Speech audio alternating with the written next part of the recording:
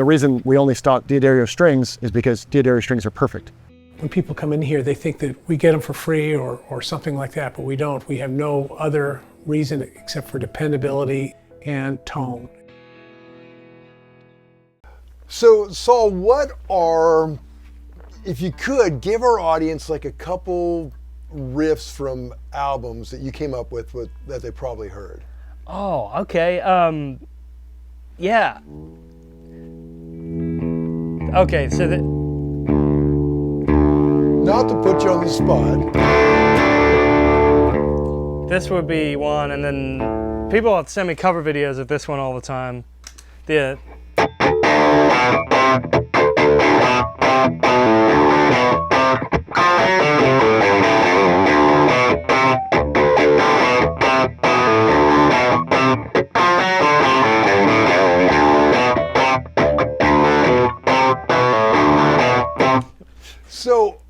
So you're recording Beer Never Broke My Heart, and you just came up with that riff in the... It existed in some format.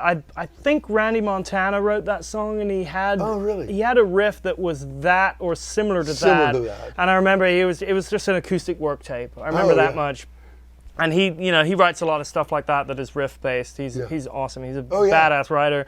And I think he was just like, how would this be like if Jane's Addiction or like Rage Against the Machine played it? And I was just like, oh well, fuck it, Tom Morello, I'm like, awesome. So that's where the up down thing came from. And I always tell people when they're like, how do you play that? And I'm like, it's all strummed. It's John Frusciante, Tom Morello.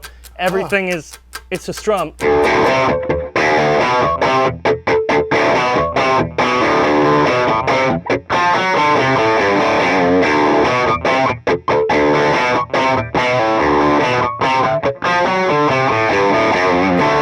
That's great, man. Okay. That's a fun one, man. That's a huge riff. Yeah. Okay, good one. Good one. I hear that all the time. It's Oh god, that just a huge song.